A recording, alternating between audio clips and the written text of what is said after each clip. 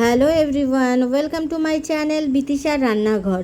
আজ আমি আপনাদের সাথে যে রেসিপিটি শেয়ার করতে চলেছি সেটি হলো আম দিয়ে তেলাপিয়া মাছের টক ঝোল। তার জন্য প্রথমে তেলাপিয়া মাছগুলোকে ভালোভাবে কেটে ধুয়ে পরিষ্কার করে লবণ হলুদ মাখিয়ে রেখে দিয়েছি। এরপর কড়াইতে তেল নিয়ে তেলটি গরম করে একে একে লবণ হলুদ মাখানো তেলাপিয়া মাছগুলোকে দিয়ে দেব।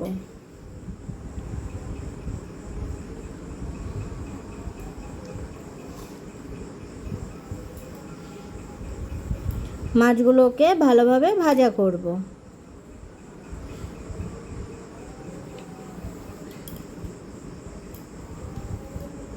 মাছগুলো ভালোভাবে ভাজা হয়ে গেছে, মাছগুলোকে তুলে নেব।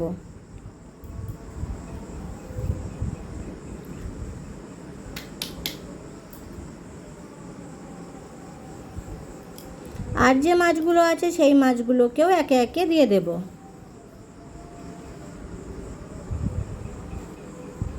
মাছগুলোকে ভালোভাবে ভেজে নেব। মাছগুলো ভাজা হয়ে গেছে, মাছগুলোকে তুলে নেব। এরপর গরম তেলের মধ্যে দিয়ে দেব শুকনো লঙ্কা আর 5 ফোড়ন। ফোড়ন ভাজার গন্ধ বেরিয়ে গেলে দিয়ে দেব আদা বাটা। আদাটা ভালোভাবে ভাজা করব। এরপর দিয়ে দেব কেটে রাখা আলুর টুকরোগুলোকে।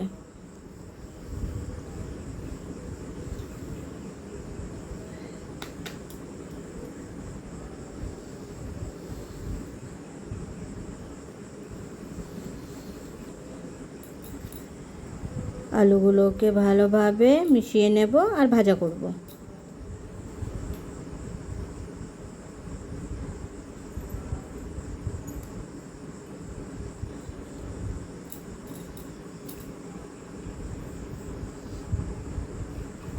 এরপর দিয়ে দেব পেঁয়াজ কুচি আর দিয়ে দেব কাঁচা লঙ্কা। পেঁয়াজ কুচি আর কাঁচা লঙ্কা ভালোভাবে মিশিয়ে নেব।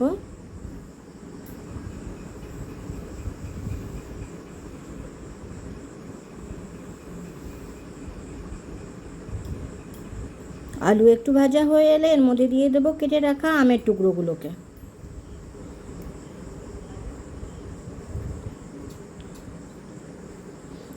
আমগুলোকেও ভালোভাবে নাড়াচাড়া করব আর ভাজা করব।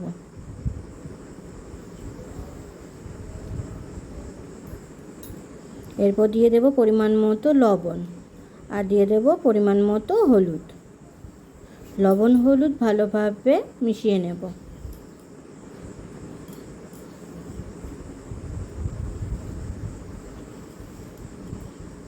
এরপর দিয়ে দেব পরিমাণ মতো জল।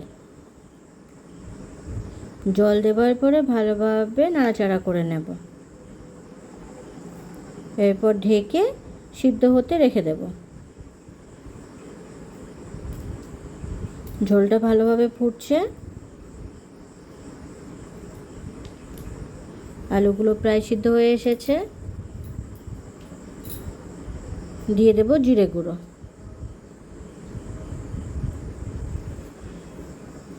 এরপর দিয়ে দেব ভেজে রাখা তেলাপিয়া মাছগুলোকে।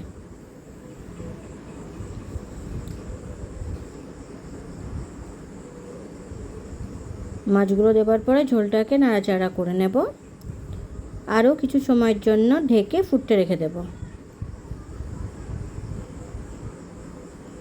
ঝোলটা ভালোভাবে ফুটছে। একটু নাড়াচাড়া করে নেব যাতে তলায় লেগে না যায়।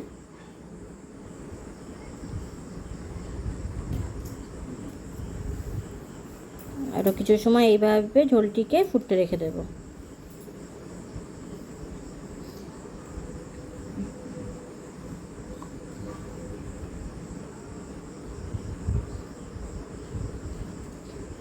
তৈরি হয়ে গেছে আমাদের আম দিয়ে তেলাপিয়া মাছের টক ঝোল। ভিডিওটি কেমন হয়েছে অবশ্যই কমেন্ট করে জানাবেন। আর ভিডিওটি যদি আপনাদের ভালো লেগে থাকে তাহলে চ্যানেলটিকে সাবস্ক্রাইব করে পাশে থাকবেন।